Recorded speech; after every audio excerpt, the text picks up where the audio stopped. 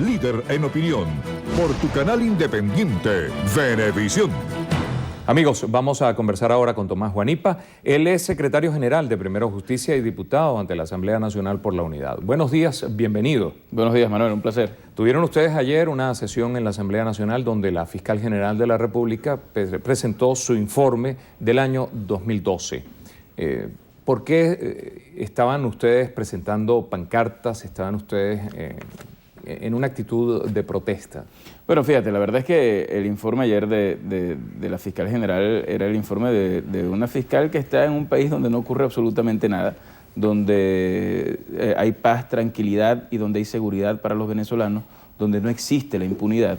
Y uno tiene que cuestionar y lamentar profundamente que la fiscal actúe como parte de un partido político y no como una institución, como una representante de una institución que está al servicio de los venezolanos, principalmente los más desasistidos. Bueno, porque todo su informe fue sobre avances que realmente no existen en materia de lo que debería ser la labor de la Fiscalía y en materia de lo que tiene que existir la lucha para que la impunidad se acabe en Venezuela. Y nosotros teníamos el deber de alzar nuestra voz y lo hicimos con mucho respeto, como ocurre en cualquier parlamento del mundo, como ocurre en cualquier parlamento donde tenemos el derecho y el deber de expresar lo que opinamos. Y lo que lanzamos fueron pancartas de este tipo, donde unas cartulinas alzábamos nuestra voz pidiendo que haya una lucha verdadera contra la corrupción en Venezuela, otros donde se pudiera explicar qué pasó en el caso Amoay, qué ha pasado con tantas muertes que han ocurrido en Venezuela, casi 20.000 el año pasado que no han tenido respuesta por parte de la Fiscalía, y eso generó en lo que se ha convertido en el Parlamento una suerte de intolerancia y de agresión permanente por parte de la directiva y de la mayoría oficialista, en una queja del presidente de la Asamblea Nacional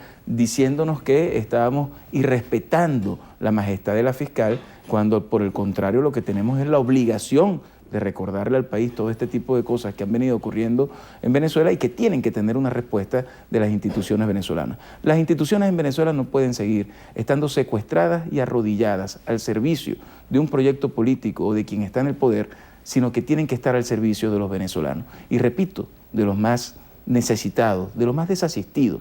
¿Qué le puedes decir tú a una madre que perdió a su hijo asesinado cuando ve a una fiscal que está hablando sobre violaciones a los derechos humanos ocurridos hace 30, 40, 50 años, que nos parece bien que sean investigadas, pero que no pueden ser prioritarias frente a lo que ocurre en sus narices durante su gestión? Y eso demuestra claramente el divorcio que existe en la Fiscalía en términos de lo que es la competencia y el desarrollo de sus funciones por parte de la fiscal con el pueblo de Venezuela y con los intereses nacionales.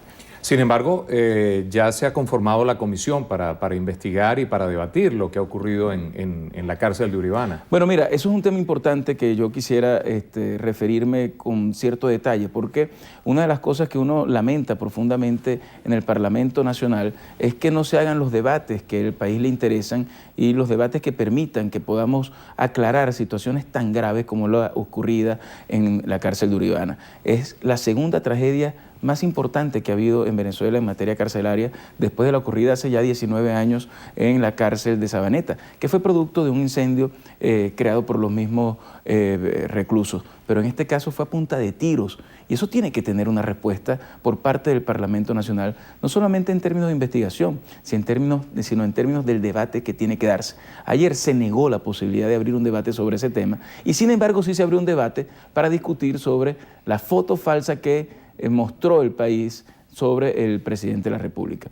¿Qué es más importante? Nosotros no nos negamos a debatir ese tema. Nos parece que tenemos que debatir en términos generales en Venezuela la manipulación que desde los medios oficiales se hace de información absolutamente sesgada, tergiversada, que intenta acabar moralmente a quien piensa distinto. Y todas esas cosas debemos debatirlas, pero no podemos estar a espaldas de una situación tan grave como la que estamos viviendo, Manuel, en materia carcelaria. El artículo 272 de la Constitución establece que los centros penitenciarios son para la rehabilitación, para poder reinsertar socialmente a quienes están presos, para ofrecer espacios adecuados, pero además establece también que debe ser manejado de forma descentralizada. Y este gobierno lo que ha hecho es más bien centralizarla. En el año 99, recién llegado el gobierno nacional, el presidente de la República planteó que en el marco del Plan Bolívar 2000 iban a haber un adesentamiento de las cárceles y que su gobierno iba a ser recordado por la humanización de las cárceles. Se dijo en esa oportunidad que en el año 2003 todas las cárceles en Venezuela iban a ser ejemplo para el mundo. En el año 2004 lanzaron una emergencia carcelaria y le ofrecieron al país un plan de humanización de las cárceles. En el año 2006 anunciaron que iban a construir 25 centros penitenciarios nuevos y nada de eso ha ocurrido. En el año 2010, Tarek El Aissami le dijo a los venezolanos que la obra más sublime que se hubiese hecho en gobierno alguno en materia carcelaria la había hecho el gobierno revolucionario.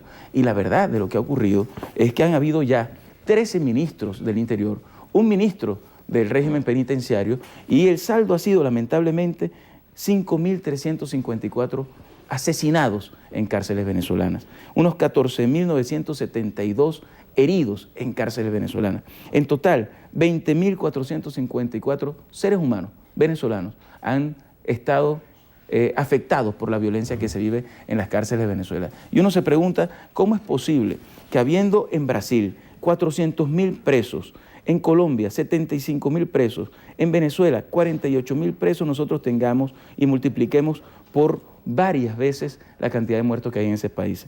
En Brasil, con 400.000 presos, 74 muertes anuales de forma violenta.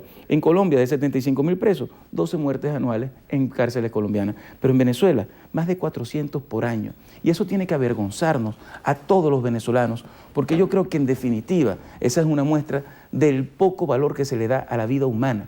Y a veces dicen, bueno, es que son delincuentes. No, es que el problema es que las cárceles venezolanas se han convertido en centros para la mafia, la distribución de droga, el secuestro. Secuestran desde las cárceles para el cobro de vacunas, para distintos hechos delictivos que ocurren en la calle, dirigidos desde las cárceles venezolanas y prácticamente al amparo de quienes tienen que estarla cuidando, que es el Estado venezolano.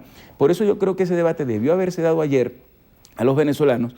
Esperemos que esa comisión que se creó sea una comisión en la que se investigue realmente qué ocurrió, pero por favor que dejemos de tapar el sol con un dedo y que empecemos a hablar en el Parlamento de los grandes temas nacionales. Ya tenemos que despedirnos, sin embargo, quisiéramos un comentario sobre las elecciones. Ya tenemos fecha para las elecciones de alcaldes y concejales, el 14 de julio. Por fin fue anunciada la fecha después de tantos rumores, después de que la presidenta había anunciado el año pasado que sería en el primer trimestre de este año, luego en diciembre habló que iba a ser el 26 de mayo, ahora las anunciaron para el 14 de julio. Ahí vamos a estar haciendo una lucha por la defensa del voto ciudadano, de la transparencia del voto y también una lucha por la participación ciudadana. Tenemos que participar a pesar de la adversidad y de los obstáculos. Tenemos que lograr que ese 45% consolidado que se registró el 7 de octubre, que se repitió el 16 de diciembre, pueda también convertirse en una mayoría que pueda elegir alcaldes que lejos de su compromiso político estén comprometidos con su pueblo, alcaldes que estén comprometidos con la descentralización, alcaldes que estén comprometidos con la libertad en Venezuela. Muchísimas gracias a Tomás Guanipa, secretario general de Primero Justicia, diputado ante la Asamblea Nacional por la Unidad, conversando con nosotros esta mañana en Entrevista Venevisión. Nos despedimos.